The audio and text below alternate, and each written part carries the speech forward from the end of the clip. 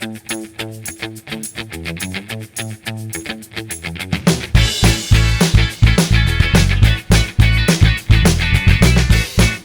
guys, so for today's video, tayo po ay magluluto ng beef kebda. So for our ingredients, tayo po ay gagamit ng beef liver. Bali, minarinate ko na po siya sa soy sauce and cumin and paprika.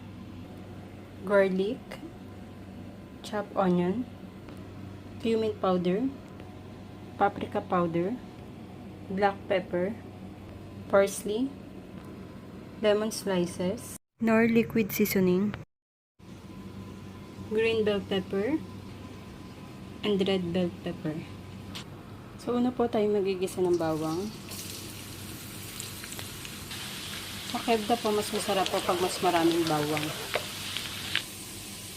Lalagay na po natin yung liver. So, after po niya, lalagay na po natin yung cumin. So, paprika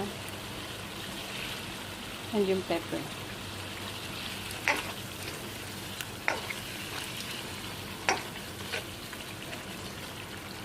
Then, next, lagyan na po natin yung onion at yung bell pepper.